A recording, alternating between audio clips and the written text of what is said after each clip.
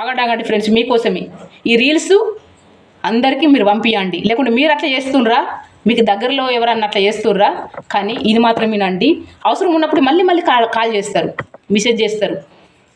అప్పుడు మనం గుర్తుకొస్తాం. ఎందుకంటే వాళ్ళకి అవసరం తీరిందనుకో, మనం ఉన్నామా సచ్చామా అని కూడా పట్టించుకోరు. కొంతమంది అలా ఉంటారు. అంటే వాళ్ళకు మనిషి విలువ తెలియని వాళ్ళే అట్లా చేస్తారు. తెలిసిన వాళ్ళు మన మాటలు ఏమన్నా పైసలు పెట్టుకుంటున్నామా? అలా బిజీ తీరుకుండదు. మాట్లాడదామంటే 2 నిమిషాలు మాట్లాడదామంటే తీరుకుండదు. 5 సెకండ్లు కాదు మెసేజ్ చేసడానికి, కానీ తీరుకుండదు. ఎందుకంటే మనకు అవసరం తీరిందనుకో వాళ్ళకు, మనం ఎట్లా గుర్తుకొస్తాం? రాము. మన లెక్కుంటే మన మనసు ఏంటిదో అర్థమవుతుంది. అక్క, చెల్లి, అమ్మ కూడా మనల్ని ఒక్కొక్క టైంలో పట్టించుకోరు. ఒక్కొక్క టైంలో కాదు, కొంతమంది పట్టించుకునే వాళ్ళు కూడా ఉంటారు.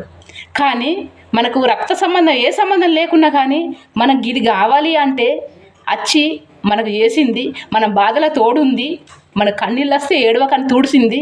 కానీ వాళ్ళకి అప్పుడు గుర్తుకు రాదు. ఎందుకంటే వాళ్ళకి అవసరం ఉన్నప్పుడే మనకు గుర్తుకొస్తాం.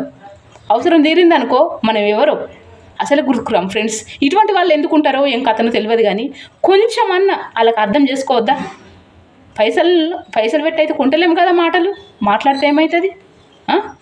దగ్గరున్న వాళ్ళను దూరం చేసుకోవద్దు. అటువంటి వాళ్ళు మీకు దొరుకుడు ఏ జన్మలు చేసుకున్న పుణ్యమో.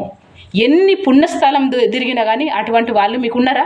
ఉంటే మాత్రం వాళ్ళని దూరం చేసుకోకండి. అటువంటి వాళ్ళు మీకు అసలే దూరం అయితే దొరకరు. చాలా పుణ్యం ఉంటేనే అటువంటి వాళ్ళు మీకు దగ్గర అవుతారు.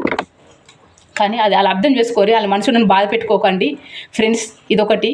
మనం అవసరం ఉన్నా లేకున్నా ఎప్పుడు ఒక తీరు ఉండాలి.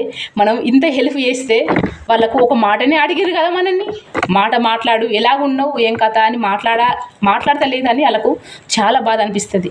ఎందుకంటే వాళ్ళది ఒక్కసారి అభిమానం ఇచ్చిర్రనుకో, వాళ్ళు ప్రాణం ఉన్నంత వరకు వదులుకోవడం మొదలుపెట్టిర్రనుకో వాళ్ళని పట్టించుకోరు. అటువంటి పరిస్థితి వచ్చరాక అసలే చూడకండి ఫ్రెండ్స్.